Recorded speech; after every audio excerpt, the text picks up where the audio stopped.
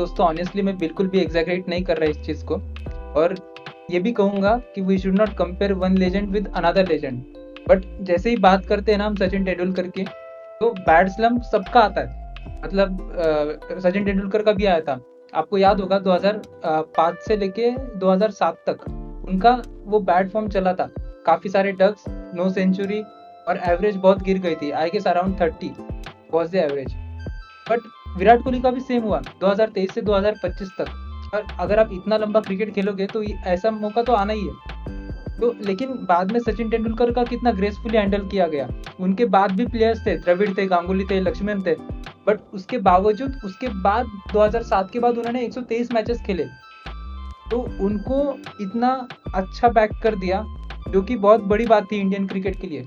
Same I was expecting with Virat Kohli, because कुछ तो matches खेलते, परंतु इनको तो सीधा इंस्टाग्राम पोस्ट डालनी पड़ी that I have to retire, but he is a legend. He did not say like that. He gracefully retired, and salute to legend. Correct. In fact हम थोड़ा ऑफ टॉपिक जा रहे हैं इसमें, लेकिन अगर आप देखो तो उनका, मैं उनको मानता नहीं कि उनका स्लम्प आया था, बिकॉज सिर्फ सेंचुरी नहीं लग रहे थे। अगर आप देखो तो भी 50s वो कंसिस्टेंटली स्कोर किए जा रहे थे उस टाइम पे भी।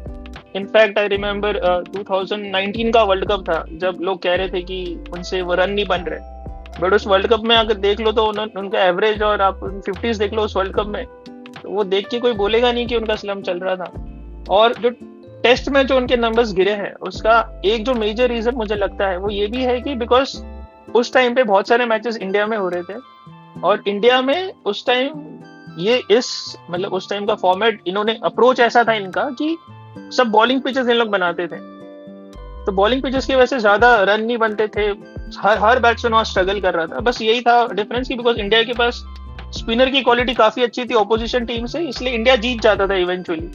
बट आप देखोगे तो वो मैचेस 2-2.5 दिन में खत्म हो जाते थे, जिसमें ज्यादा स्कोर कोई नहीं कर पाता था। इनफैक्ट वो मैचेस की भी मेरे को याद है, वो उस टाइम पे ही हो रहे थे जब विराट कोहली का फॉर्म थोड़ा डाउन चल रहा था, एंड उस टाइम पे भी उस मैचेस में हाईएस्ट स्कोर 40-50 ही हुआ करता था, जो विराट कोहली बनाते थे, और बाकी लोग तो और स्ट्रगल कर रहे थे। इनफैक्ट ये सेम चीज अजिंक्य रहाणे भी बोली थी, बिकॉज अजिंक्य रहाणे को भी जब टेस्ट टीम से ड्रॉप किया गया based on form and average, उन्होंने भी यही बोला कि आप मेरा एवरेज उस पीरियड का देख रहे हो जब मैचेस इंडिया में खेले जाते थे, और उस टाइम पे आप बॉलिंग पिच बनाते थे, तो बॉलिंग पिचेस में वो 30-40 बनाना इतना मुश्किल हो जाता था, और बाकी सब लोग आउट हो रहे थे, इसलिए उस टाइम पे हमारा एवरेज काफी गिर गया नीचे।